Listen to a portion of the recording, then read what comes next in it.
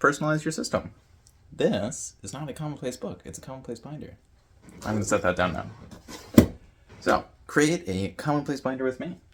This is the Commonplace Binder 101 playlist. You already know this, and you already know you need to personalize your system. So why would you turn it into a binder? Well, in a binder, you don't need page numbers. And because you don't have page numbers, you don't have an index. So you're just going to rely on your contents page. So just have a contents section and then your pages. If you're just starting out. Obviously, if you have a really refined system, then you're fine. But whatever. So if you've already started, maybe you could work while you listen. Or maybe you're just starting out and now's a good time to start. So there's nothing crazy that's going to be happening on screen. I'm just going to point to these things individually, although it's going to be in order. And I guess I might lift my book up a few other times. So yeah, just get to work. Division free. So what's that about? That could be a bunch of different things. I don't necessarily know what all these things were when I wrote them down. I just figured that'd probably be good. So you don't necessarily need to divide this into categories or sections. I know I just said that you might put them in categories or sections and then have a contents page.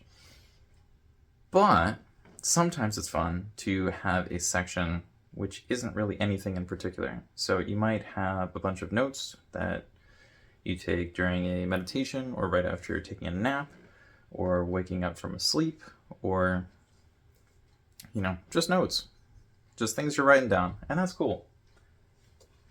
You don't need to break that down immediately, although it might be fun to go through it later. Lots of pages. There will be a lot of pages in whatever project you are working on. So this, yes, I am picking it up for anyone who stopped watching and is just listening. I'm just showing that there are a lot of pages in here. It's not totally full. It's only one binder. We can always have more binders or cabinets or whatever digital thing you want. we could call it a whole bunch of things, but now we're going to move on to the next thing, which is making it look pretty.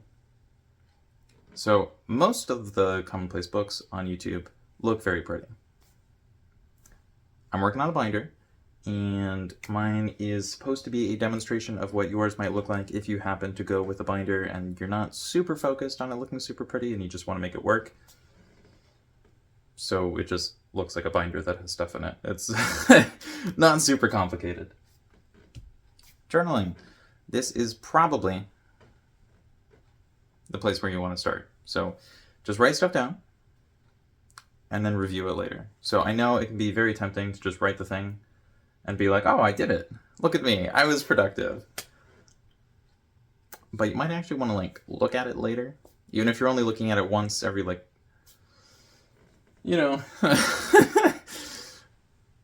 days, 3 months, 3 years, 3 decades. It doesn't have to be a 3, obviously, but you should probably look at it and sort it. Add. What are we doing? This doesn't add up. The thing that we should be adding is relevancy. So you can add things because you found them in a newspaper or a magazine or another journal of yours. That's fine. But if it isn't relevant to you right now, what the heck is it doing in there? It's kind of like getting emails that have nothing to do with anything. It's kind of annoying. So don't add random junk at the beginning. Just add whatever, because compared to what you're going to make 10 or 20 years from now, it's going to be junk. And I don't mean that as an insult. I just mean if you're working on a project for 20 years, hopefully the stuff all the way at the beginning is going to be worse than the thing at the end. So, add whatever at the beginning, but then refine it over time. Organization. Yeah, the organization of your system doesn't necessarily have to just be, I throw everything in and then I fix it later. That might be one of those things where you build the bad habit early, which might be a problem for anyone watching this channel, because I kind of just say, dump everything in there and then figure it out later. But this is kind of not really relevant at the very beginning. I mean, it is, but it's also not. Like, if you don't have any things, why are you learning how to organize things? You know what I mean? Like, they're... Okay. Personal. Some of the things are very personal. And you might not necessarily want to share them to the entire internet. And that's fine. This is... I mean, one of the benefits of writing it on paper is you don't really have to worry about, like, someone taking it. I mean, we're not really at the point, as far as I know, where someone can just, like, hold up their phone and it'll, like, x-ray your book. And create, like, a 3D model of everything inside, as if it's, like, some sort of ancient tome that researchers are going through. Like, I don't think it works that way. So you can kind of just write whatever, because nobody's going to look at it unless they go through your book. But, you know, it's pretty obvious. How do you set it up? Well, I guess we're doing this again. This is a binder, so you will need a binder to set this up. This is paper, so you will need paper. These are rings, so you will need a hole puncher to let the paper go through the rings. Because it's a binder, that's why the rings are there. Because we're using a content section, and there's no index and no page numbers, we need the tabs. And the way you get the tabs is by either buying individual tabs, well, probably as a group of tabs, hopefully, or you just make them by cutting up a piece of paper. Now, these are the things that will be changed out the most often, or the most frequently, so you don't need to spend a huge amount of money on them. However, some people might want them to look super uniform. That's actually kind of inconvenient, because if they are not in the same place, it makes them easier to grab and easier to remember. Like, oh, that one sticks out. Oh, that one sticks out that way. You know what I mean? You can color them. They don't have to be colored. If you add the dates, like this is March 2024 growing up, it says the date at the very top. There we go. And it says growing up right below that. So if I'm paging through and I see April and I'm looking for something for March, I realize, oh, it's before that, because new stuff goes in the back.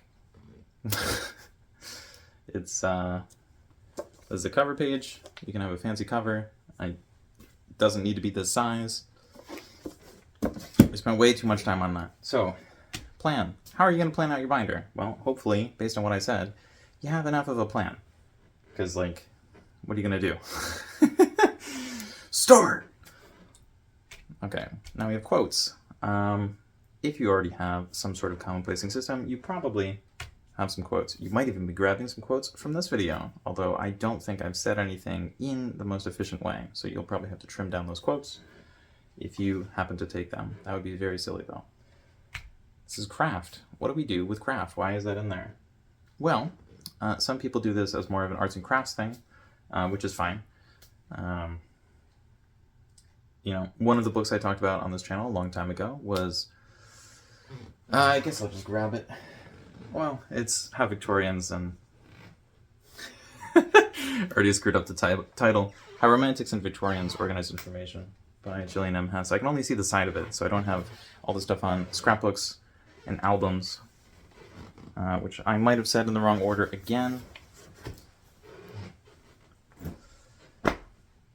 Whatever. The point is, you can craft a narrative, you can do this as more of an arts and crafts thing where you, like, glue stuff in. Maybe you just grab your hand and a piece of paper, and then you, like, trace it.